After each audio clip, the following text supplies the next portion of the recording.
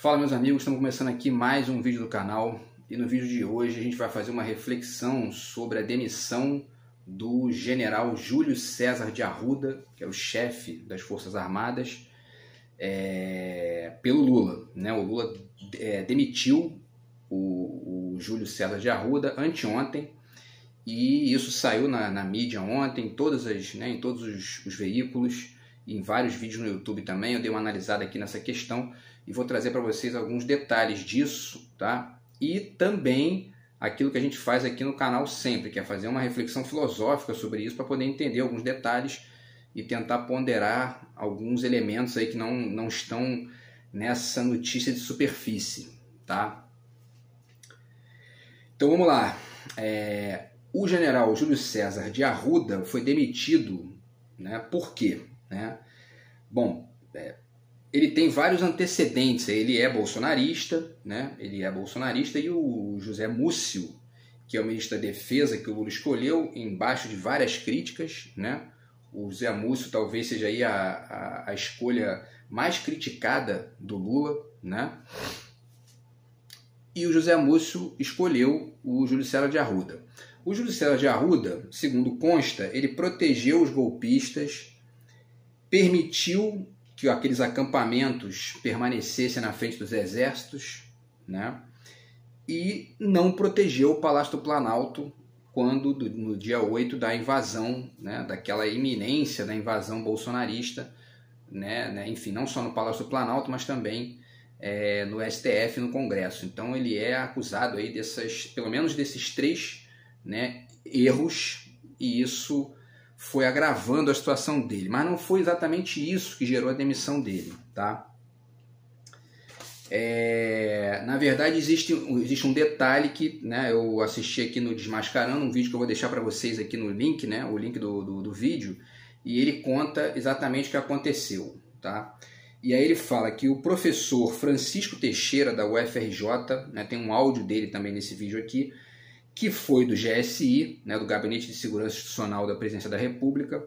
Ele diz que o general convocou de forma remota uma reunião do alto comando do Exército para discutir a situação política do país. Quer dizer, isso é um absurdo, né? O chefe do Exército, colocado ali pelo Presidente da República, né, pede uma reunião com o alto comando do Exército para discutir a política do Brasil. Isso, do país, isso não faz o menor. Isso é um evidente ato de insubordinação, né? O Exército não tem que discutir a situação política do Brasil, né? Pelo menos não, do ponto de vista ali institucional, né? As pessoas, cada um discute a sua, na sua vida privada. Agora, do ponto de vista institucional, o Exército ele é subordinado ao Presidente da República e à democracia, né? É isso que o Brasil tem que aprender de uma vez por todas. E a gente vai tentando refletir isso aqui no vídeo de hoje também, tá? Então essa foi uma das duas gotas d'água aí, né, do Júlio César de Arruda. A segunda foi a seguinte, né? Ele nomeou um coronel chamado Cid, né? Tá aqui no vídeo também do Desmascarado, não vou deixar para vocês aqui. E essa matéria foi divulgada pela revista Piauí, tá? A revista Piauí diz que houve a nomeação desse coronel Cid, bolsonarista, para chefiar tropas, né, no entorno de Brasília, tá? E esse cara, como eu disse, bolsonarista, né, ele também estava sendo criticado ali, né? Houve problemas na atuação dele por conta dessas questões ligadas aos acampamentos golpistas e à invasão do STF, do Palácio do Planalto e do Congresso, e o Lula deu a ordem para que ele fosse demitido pelo general Arruda. O general Arruda se negou a demitir o coronel Cid, e aí o José Múcio deu essa informação para o Lula, e o Lula então demitiu definitivamente ali o general Arruda por conta de mais essa insubordinação dele, né? Ou seja, o Lula pediu, né, a demissão do tal coronel Cid por conta desses equívocos, desses erros, né, de competência, e o general Arruda se negou a fazer isso, né, e achou, de fato, que ia, né, enfim, desobedecer uma ordem do presidente da República e ia ficar por isso mesmo, que ele ia continuar ali e tal. Foi demitido, né, numa decisão como muitos estão dizendo aqui, corajosa do Lula, num momento importante aí, né? Que inclusive o Lula está com capital político para fazer isso, porque nessas invasões do Congresso lá, então, especialmente a invasão do Congresso, como eu já ponderei em outro vídeo aqui, deu para ele uma massa de manobra muito grande, porque foi um absurdo aquilo, né? Que atacou todos os políticos, essa é a realidade, né? Enfim, então foi um momento importante. E aí ele colocou no lugar do Júlio César de Arruda o Tomás Miguel Ribeiro Paiva, que assumiu e que já fez, né, recentemente um discurso legalista, falando sobre a importância, né, de um exército que cumpra a Constituição, que seja né, que defenda a democracia, que defenda as fronteiras externas do país. Ele usa até uma expressão que ele diz que o militar tem que ser apolítico. Eu nem concordo tanto com isso não, tá? Com essa expressão que ele usou. Porque, na verdade, o verdadeiro apolítico é o ditador, né? Quando o exército cumpre o seu papel, ele está sendo político também. Ele está sendo ali, né, ele está defendendo politicamente a fronteira externa do país contra invasões externas, contra, né, outros países, enfim, cumprindo aquele regramento ali que serve para o exército. E esse papel, vale dizer isso aqui já como uma espécie de introdução da reflexão que eu vou fazer aqui na segunda parte do vídeo, esse papel não é discutido em país desenvolvido. Os países desenvolvidos não discutem o papel das Forças Armadas, se é um papel de defesa da fronteira externa, ou se pode interferir na política interna. Isso não se discute. Isso não se discute na Alemanha, não se discute nos Estados Unidos, não se discute na França, na Inglaterra, na Austrália, no Japão, na China. Isso não se discute. Isso se discute na América Latina e provavelmente, certamente na África também, né?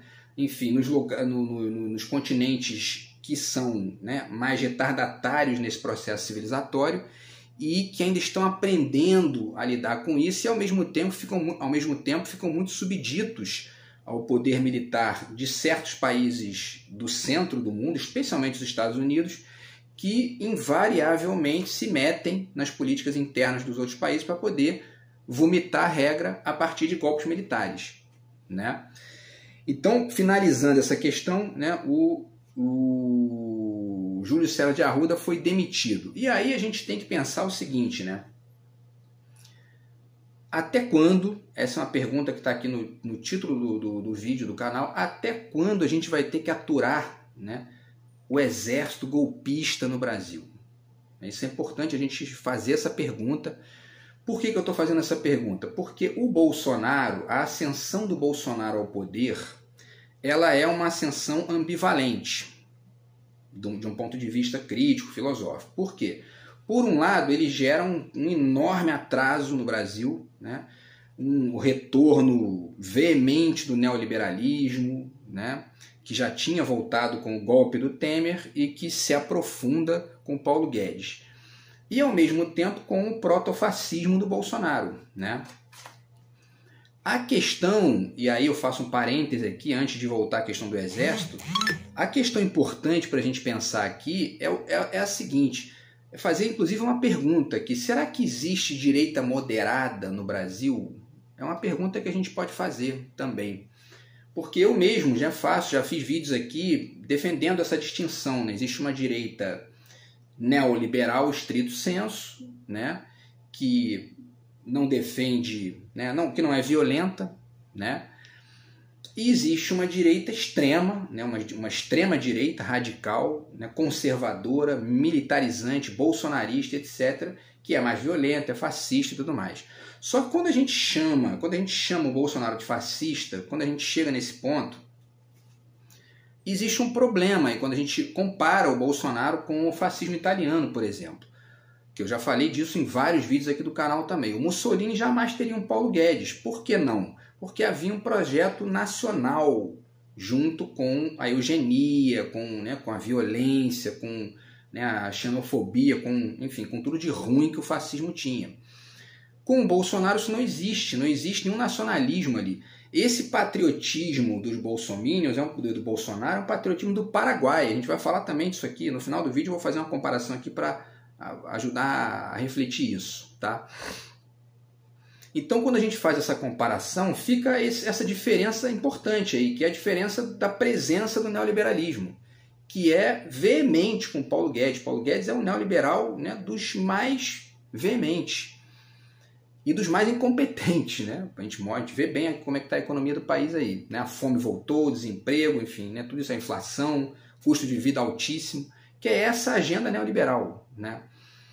Então, a presença do neoliberalismo, ela na verdade denota o seguinte, que essa direita, aspas, moderada, ela convive muito bem com a direita extrema, né? Desde que ela possa, evidentemente, manejar essa direita extrema, porque a realidade é essa, o Bolsonaro é um imbecil, né? O Bolsonaro é um estúpido, um retardado completo, e a gente percebe isso em toda essa retórica dele, em toda a história dele, é um político, né, enfim, fraquíssimo em todos os níveis. A única coisa que ele tem é uma espécie de verve ali muito populista e que conquista uma grande parcela dos pobres de direita e da classe média de direita brasileira que acreditam nessas balelas e que se identificam com isso, né? A gente também já falou desse processo de identificação do pobre de direita, né? Então, o Bolsonaro é um estúpido. E aí, pessoas como Paulo Guedes, figuras da direita neoliberal brasileira, olham para isso, né? E aí, bom, tem um sujeito tal de Bolsonaro aí, está crescendo nas pesquisas, né? Vamos dar uma estudada nesse cara para ver quem é essa figura aí, né? E aí, essa gente imediatamente pergunta para ele, meu querido, vem cá, quem é o teu ministro da Economia? Se ele diz que é um sujeito, né, sei lá, um pró-Venezuela, um pró-Rússia e tal, imediatamente esses moderados vão começar a fazer campanha contra ele. Mas se ele diz, não, eu sou Paulo Guedes, né? Mesmo sem saber, porque o Bolsonaro, na época da campanha, dizia que não ia privatizar a Eletrobras e botou o Paulo Guedes de ministro. Quer dizer, Bolsonaro é um estúpido. É um estúpido. E aí, esses moderados que vão estudando, né, de maneira moderada, de maneira sutil, né, blasé, essas figuras extremas como o Bolsonaro, começam a desenhar, tá bom, então beleza, né? Tá tudo certo, esse cara aí é meio violento, meio bizarro, aí meio, né, só fala besteira, mas ele tá com um neoliberal do lado dele, então tá tudo certo, o rentismo vai continuar ganhando, as bolsas de valores vão continuar figurando como protagonistas e não o desenvolvimento do país, né? O teto de gasto vai ser mantido, ele vai sustentar toda a agenda moderada, que no fundo é uma espécie, né, enfim, é como se fosse você espancar alguém com um algodão doce, assim, entendeu? Né? Imagina se pudesse acontecer um negócio desse, né? Entendeu? Quer dizer, e aí fica ali, né, espancando a pessoa com algodão doce, parece que não está machucando, mas está, né? Porque está ali está espancando, né? É uma figura meio bizarra que eu inventei aqui para poder refletir isso. Então, no fundo, a gente deve se perguntar se existe de fato uma direita moderada no Brasil, ou se isso é meio que, né, a gente pode até redefinir essas questões. Vou pensar nisso aqui para outros vídeos futuros do canal. Mas aí, voltando para a questão do Exército, né, e aí a gente fala aqui mais uma questão que aconteceu, né, derivada dessa demissão que o Lula fez do general Arruda. O general Mourão, ex-vice do Bolsonaro, se manifestou. Disse para a Folha de São Paulo o seguinte, ó, Lula quer alimentar crise com o Exército ao demitir comandante, né? Disse o Mourão à Folha de São Paulo. O Mourão foi eleito senador pelo Rio Grande do Sul, né? E aí ele não diz que o Bolsonaro demitiu 3 chefes das forças, das 3 forças armadas do Brasil, Exército, Marinha e Aeronáutica. Enfim, e ele na época não disse nada, não questionou, não criticou. Por quê? Porque ele era do grupo do Bolsonaro. Aí quando o Lula faz, ele quer, né, enfim, tá querendo prejudicar o país e tudo mais. E aí o Joaquim Barbosa deu uma invertida nele, né? Disse o seguinte, ó, tá aqui, né? A fala do Joaquim Barbosa. Ora, senhor Hamilton Mourão, poupe-nos da sua hipocrisia, do seu reacionarismo, da sua cegueira deliberada e do seu facciosismo político. Fatos são fatos. Mais respeito a todos os brasileiros. Péssimo para o país seria a continuação da baderna e da insubordinação claramente inspirada e tolerada por vocês militares. Senhor Mourão, agora olha só essa frase muito bacana do Joaquim Barbosa. Senhor Mourão, assuma o mandato e aproveite a oportunidade para aprender pela primeira vez na vida alguns rudimentos de democracia. E ele finaliza, não subestime a inteligência dos brasileiros. Então, quer dizer, essa coisa de aproveitar a oportunidade para aprender pela primeira vez alguns rudimentos da democracia chama atenção para o fato de que o Brasil inteiro tem que aprender isso, especialmente a sua direita, né? Por quê? Porque a grande realidade é a seguinte, como eu já falei aqui, né? Falei agora há pouco no canal, e aí a nossa reflexão aqui, né, do canal, reflexão do vídeo de hoje, essa discussão do papel das Forças Armadas não existe em lugar nenhum do mundo desenvolvido, né? Melhor dizendo. Discute o que o Exército... Será que o Exército tem que ajudar um grupo político a controlar o outro? Isso não existe em lugar nenhum desenvolvido do mundo.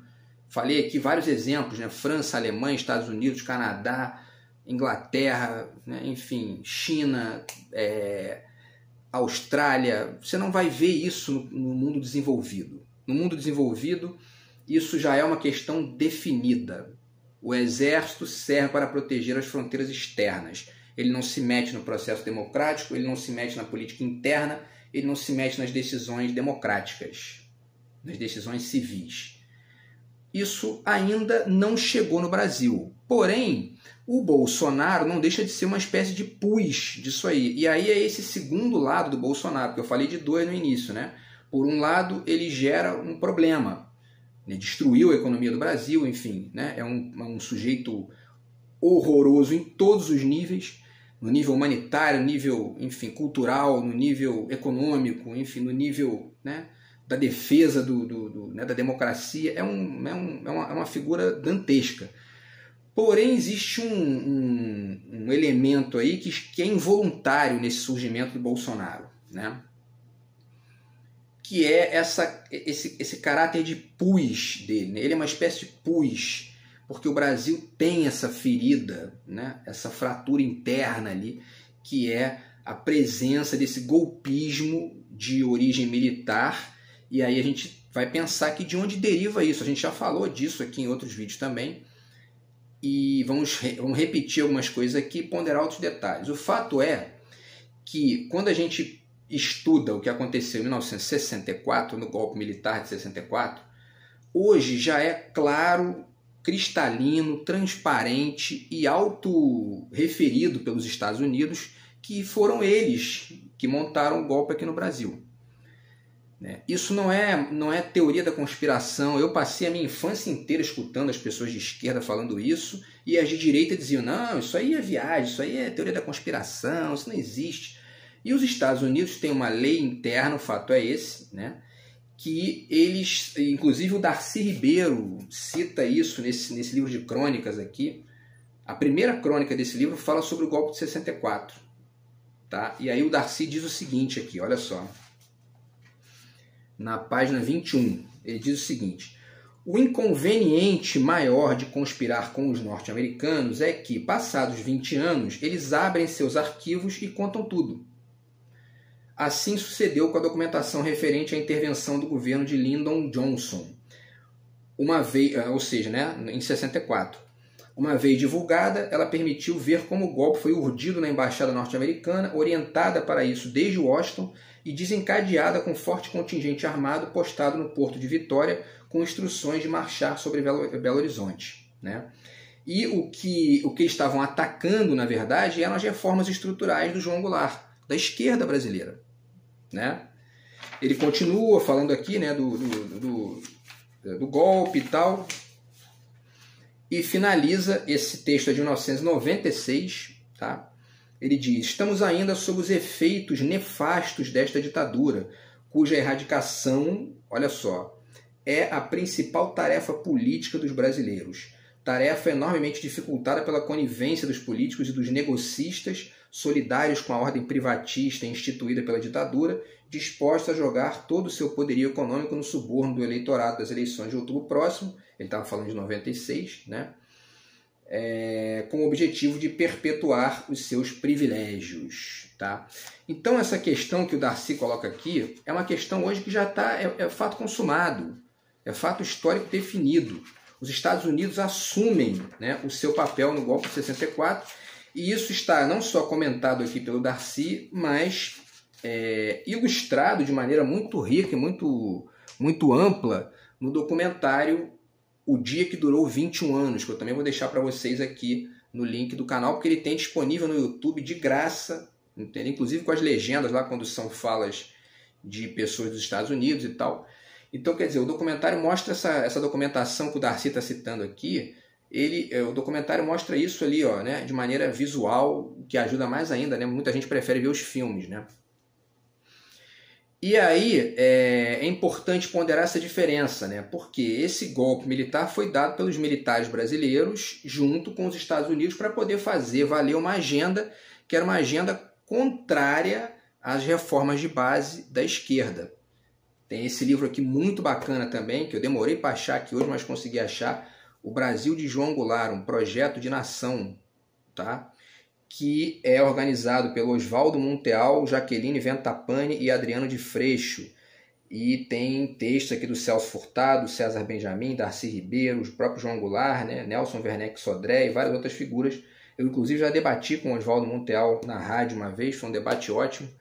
E esse livro é muito interessante porque ele vai falar exatamente sobre o projeto político que foi atacado pela ditadura brasileira, pelos milicos golpistas, na verdade, né? E pelos Estados Unidos. Tá? Isso ajuda a entender bem, né, qual é o jogo de forças aqui no Brasil.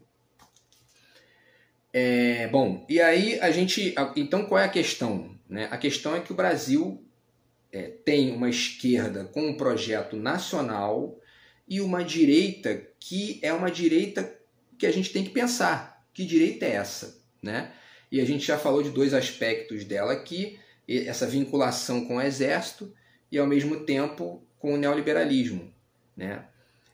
E aí a gente puxa esse livro aqui, que eu acho também muito bacana, do Gilberto Felisberto Vasconcelos, é um livro chamado Brasil no Prego, tá? E ele fala assim de maneira muito rica e muito complexa sobre vários elementos que sustentaram o poder do rentismo, inclusive dentro do governo Lula, o primeiro governo Lula, né, de 2002 a 2010. Aliás, eu acho que esse livro aqui é até anterior a 2010, né, então ele fala disso no meio do governo Lula, né, vamos ver aqui, ele é de 2004, então ele fala disso no início do governo Lula, né, tá, os 2 primeiros anos do governo Lula, e essa manutenção do poder do rentismo ali, quer dizer, o Lula teve que assinar uma carta aos brasileiros para poder, né, enfim... A direita, a pressão era tão violenta que ele teve que assinar uma carta para poder, né, não darem golpe contra ele logo ali, né, logo no início. E esse livro é muito importante porque isso é a direita brasileira, né? E aí, então, eu acho que o importante para a gente entender aqui um fato chave dessa questão da demissão do general e também dessa pergunta que eu fiz aqui no título do vídeo do canal é entender o seguinte: até quando a gente vai ter que aturar um exército golpista no Brasil, né? E a resposta para isso passa por entender o que é a direita brasileira. A gente tem que tentar entender o que é a direita brasileira para poder apontar, né, quais são as saídas para isso, né, qual é a dialética possível em relação a isso, né?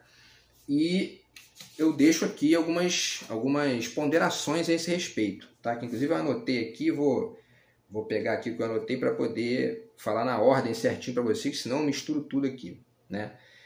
Então, assim, já falei dessa questão do anticomunismo. O anticomunismo é uma característica que aparece tanto no cara de extrema direita quanto no moderado, né? Aquele de sapatênis, né?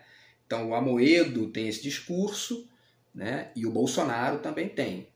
Né? Então você tem o Mourão, tem esse discurso, e o Fernando Henrique também tem. Então, enfim, né, você vê que eles concordam nisso.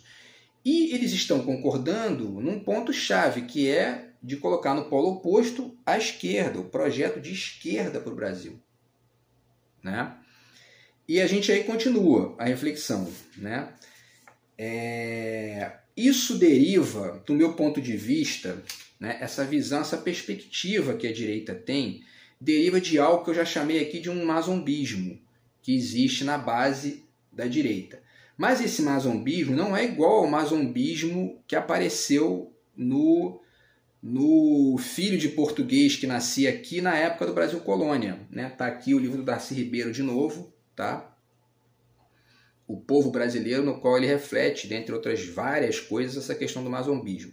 Então, o que era o mazombo? Para a gente poder tentar de novo ponderar isso. O mazombo era o sujeito que nascia aqui no Brasil, ele era filho de 2 portugueses, né? Um homem português, uma mulher portuguesa, e só que ele nascia no Brasil. Então ele era filho de portugueses, mas ele não era português. E ele nascia aqui no Brasil, mas não era filho de brasileiro. Então, quer dizer, ele ficava numa espécie de limbo, né? Numa espécie de limbo. E isso gerou em vários autores a reflexão de que o Brasil, né, uma das características do Brasil é ser meio sem lugar, ou, para usar uma palavra que eu acho interessante para a gente refletir o que eu quero refletir hoje aqui, desenraizado. Né? O brasileiro seria uma espécie de desenraizado. Eu discuti muito essa questão na minha dissertação de mestrado e continuo pensando essas coisas aqui a despeito das nojeiras que eu tenho vivido aí.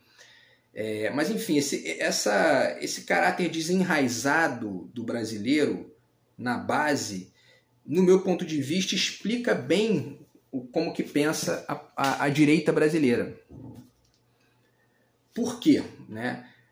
Isso se configura, e aí a gente olha para o cenário brasileiro atual e a gente percebe que isso se configura de 2 formas, tá? Na direita brasileira.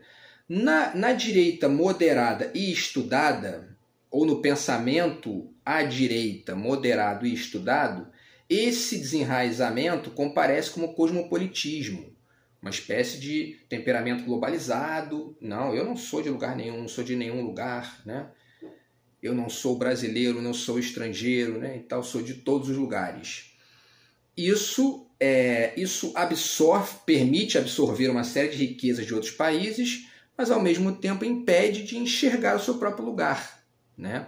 Esse é o pensamento da direita, vamos dizer assim, da direita moderada, né? Já o extrema-direita, como ele não tem ele não tem essa cultura no sentido de culto, né? Ele não tem esse estudo, não tem essa, né? Porque ele não é cosmopolita, né? Ele é conservador. Esse desenraizamento dele comparece de forma ressentida, né? E para disfarçar esse ressentimento, ele coloca uma máscara de patriota, né? Então, não, e aí eu sou patriota. Só que quando você vai olhar para o projeto político, né, do Bolsonaro e dos bolsomínios, não existe nenhum projeto ali, nenhum. É meramente a negação da esquerda, só, né? E um conservadorismo, o que explica que, no fundo, esse desenraizamento é do Paraguai, né? Ele não existe. E aí eu chamo atenção para isso, né? Quer dizer, é um desenraizamento que é baseado num patriotismo cínico. E eu deixo aqui a indicação do Peter Sloterdijk, Crítica da Razão Cínica, que a gente tem que superar isso para poder tentar instituir algum projeto de país aqui. E essa figura fica muito bem ilustrada, né? E aí eu finalizo aqui mesmo, nesse trabalho aqui, que é de 2 artistas chamados Rudyard Kunaver e Miran Mohar, de 2005, chama-se Slavoj Žižek Não Existe. É uma instalação, não sei se vocês estão vendo aqui, ó, tá vendo? Tem uma cadeira e o Zizek, né, o filósofo Žižek, no espelho, ele não está do lado de cá e está do lado de lá. O patriotismo dos bolsominions é o inverso disso, tá? O bolsominion está sentado na cadeira de cá e na cadeira de lá não tem nada. Esse é o patriotismo dos bolsominions, entende? É um desenraizamento cínico, sem nenhuma conexão com, né, quer dizer, um desenraizamento, um patriotismo, né, na verdade, sem nenhum tipo de projeto, quer dizer, desconectado de qualquer ideia de país mais ampla, né, meramente, né, baseado numa lógica de sou contra a corrupção, mas não tem projeto, não existe nenhuma defesa de projeto, nenhuma percepção mais ampla do que é o país. E é por isso que eles defendem golpe militar. Porque aonde que está a força desse patriotismo cínico? né, que não tem projeto de país de fato? Está na violência do Estado militar, né, de dizer, não, a gente tem que atacar as forças internas que estão contra a gente aqui a partir do Exército. Então é esse tipo de dialética que a gente tem que fazer para tentar superar esse desenraizamento, esse cosmopolitismo blasé, né, e sem projeto, porque o cosmopolitismo é importante, mas sem, né, sem a ideia de nação junto, ele fica um negócio vazio, né, solto ali, ou muito fluido, que não ajuda o país a crescer, né? E também esse patriotismo do Paraguai, patriotismo cínico, que ajuda menos ainda, né? Porque ele é facilmente, inclusive, cooptável por essa ala moderada da direita brasileira. Beleza, pessoal? Então continuamos a pensar essas questões aí nos próximos vídeos. E é isso. Grande abraço e até a próxima.